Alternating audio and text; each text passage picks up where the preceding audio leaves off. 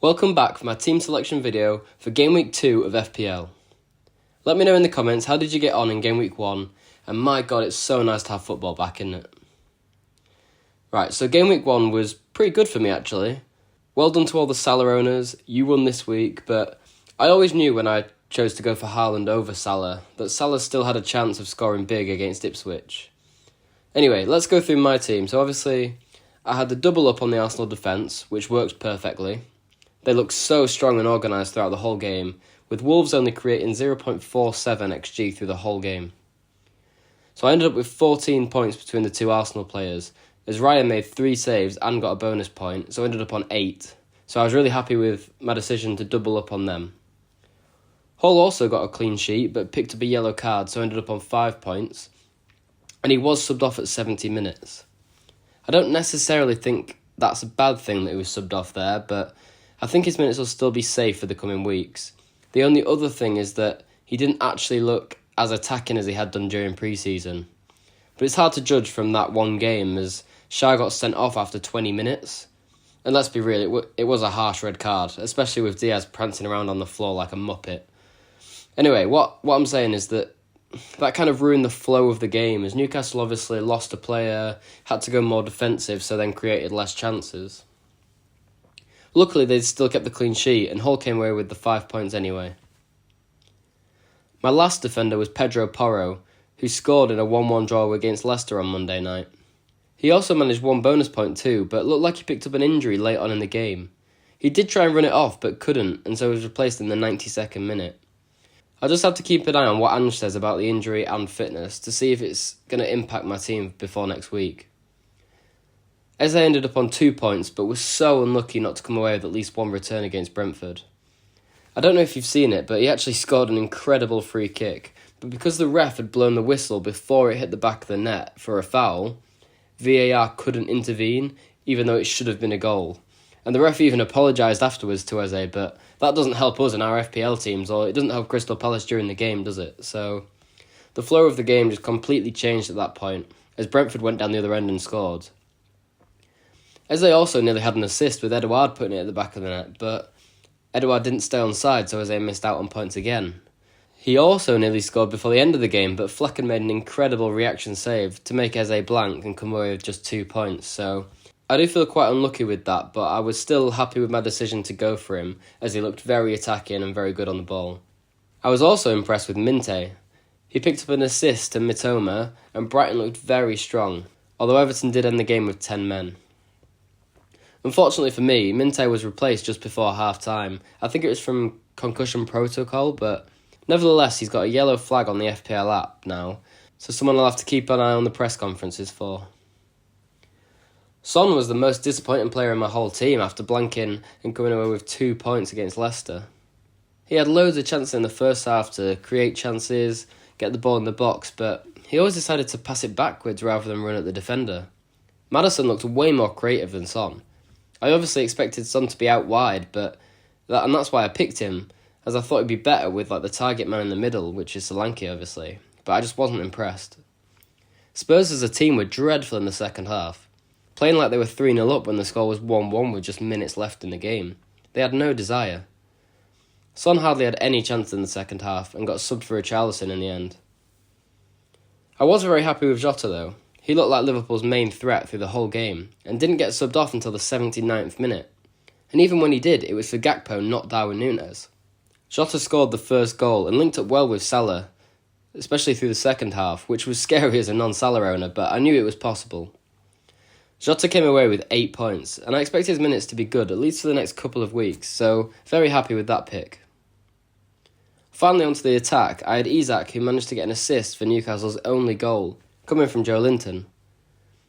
I've already spoken about Newcastle with Hall, but it's the same thing here. The red card kind of ruined it, as Newcastle had to go more defensive, and therefore didn't make anywhere near as many chances, so Isak struggled to get involved. There's not really anything you can do about it, and on another day he might have scored a hat-trick, but he didn't, so I'm happy with the 5 points. Wood was a player I was very happy with. He scored Forest's only goal in a 1-1 draw with Bournemouth. He came away with 3 bonus points too, so ended on 9 points. He did get subbed for Awoniyi in the 72nd minute, and it is rumoured at the time of recording that Nottingham Forest are looking to sign Nketiah from Arsenal. I've just got to hope that Wood has done enough to keep his spot at least until game week 3, when I can transfer him out. Last up was Haaland, who did get a goal against Chelsea, so ended on 7 points, and I had him captain, so 14 for me. Watching the game, it could have been a lot more. Chelsea looked quite shaky, and actually, I could go on a massive rant about Doku here. I think he's absolutely dreadful. He's fast, it's the only positive he's got. His end product is woeful, and he actually gets in the way rather than helping Haaland sometimes. I genuinely think with a different winger on, Haaland might have got a hat-trick in that game. With how many chances he had to put Haaland in, it's just his end product is just terrible. But in terms of the Haaland pick, I'm still happy with it. He didn't match Salah this week, but realistically we picked him for the Game Week 2 fixture, right? I also picked the right players for my bench this week too. Smith Rowe blanked and was subbed fairly early against United, as well as Robinson blanking too, but I was actually quite impressed by Robinson even though he didn't return, so glad I picked both of them still for their good fixtures next. And then Konsa blanked against West Ham, but again, I expected that. That's why they're on my bench this week. I'm currently sat at just over 1 million in rank, so I'm quite happy with that after just one game week. Let's hope they're all green arrows next and not red. Right, let's move on and have a look at my watch list for game week 2.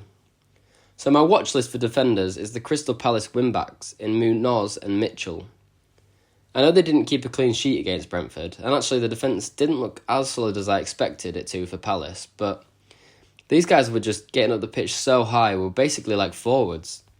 Munoz did get the assist for the Palace goal too, so it's kind of obvious that he's on here, but both of them really created a lot of chances, and I was very impressed with both of them.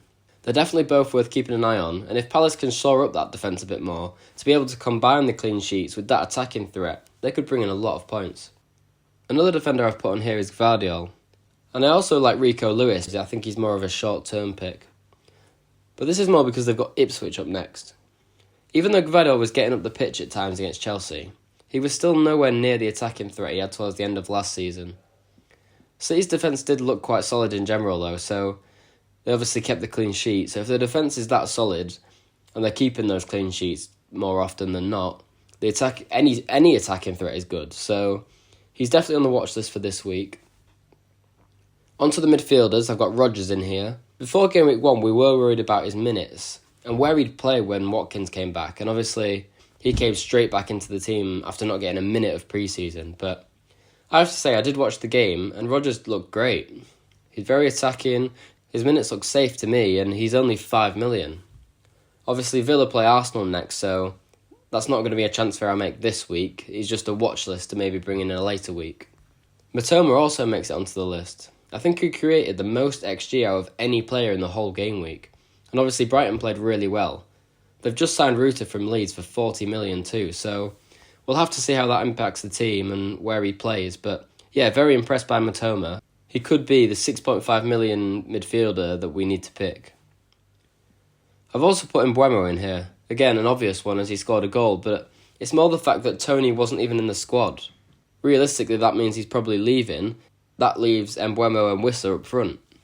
I nearly added Wissa to the list as well, but Mbeumo just would be the pick of the two for me. He's on free kicks and penalties with Tony out of the picture, and he's only 7 million, so he's the same as Eze.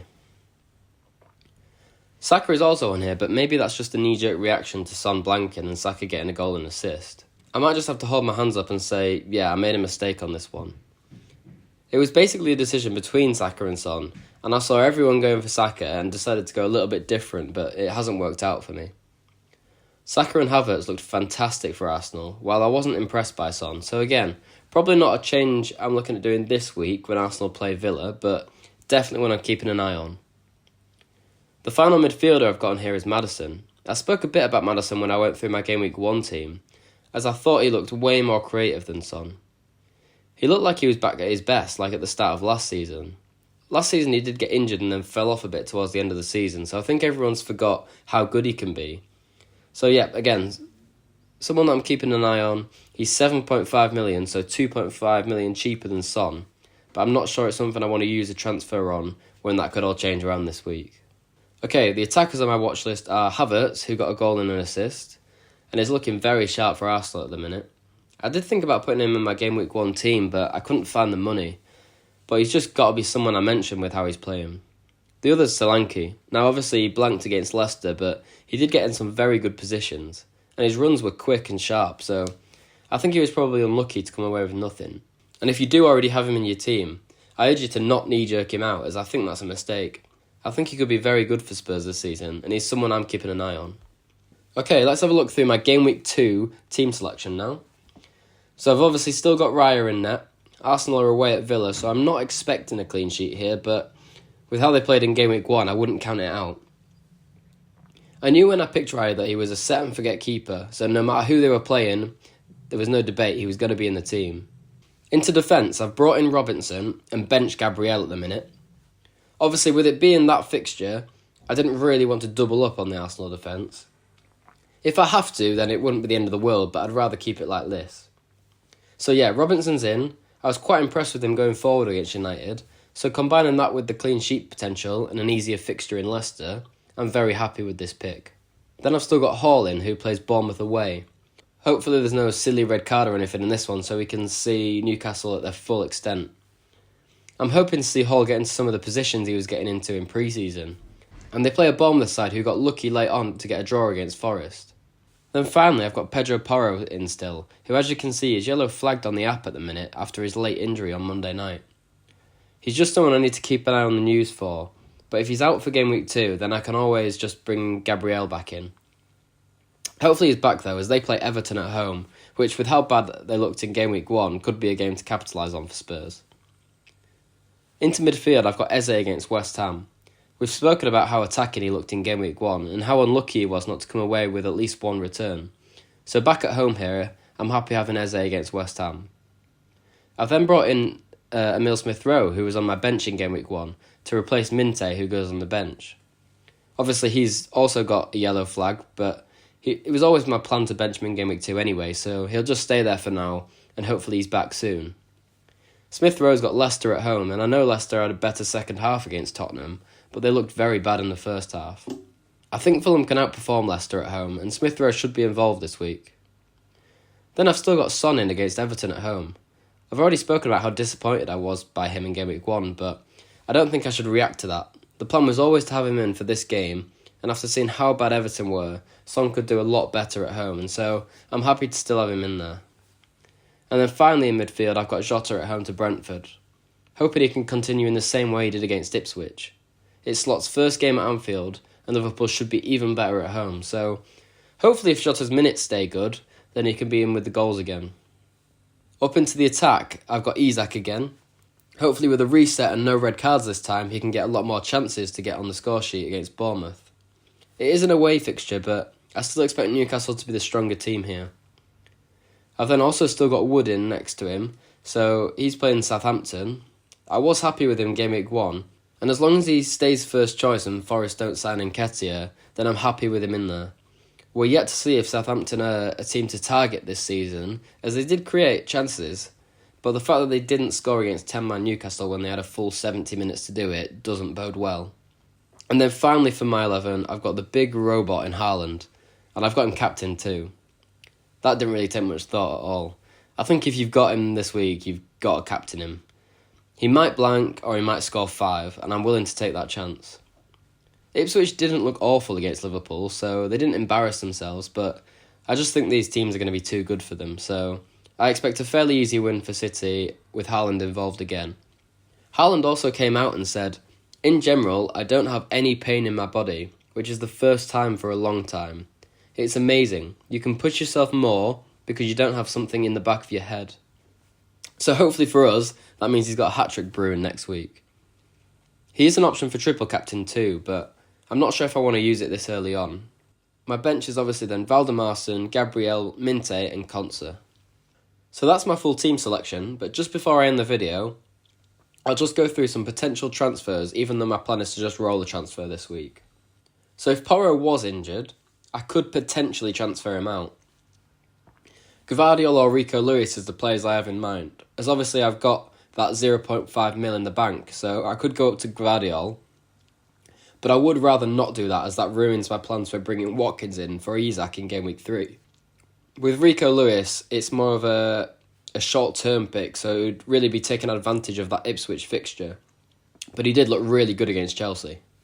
I could also do Son to Saka, although this is definitely what I'm thinking about for a later week, so I can't see myself changing from Son at home to Everton to bring in Saka who plays away at Villa.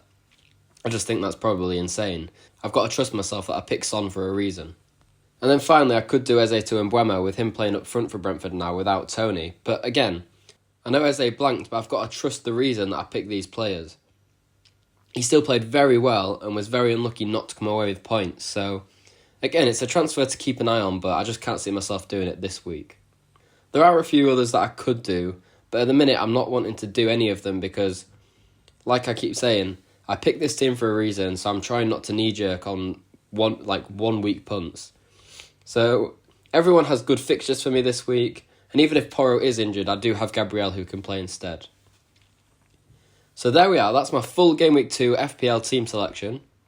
Let me know what you think in the comments, hopefully we can get a green arrow this week. If you did enjoy the video, make sure to like and subscribe, and I'll see you in the next one.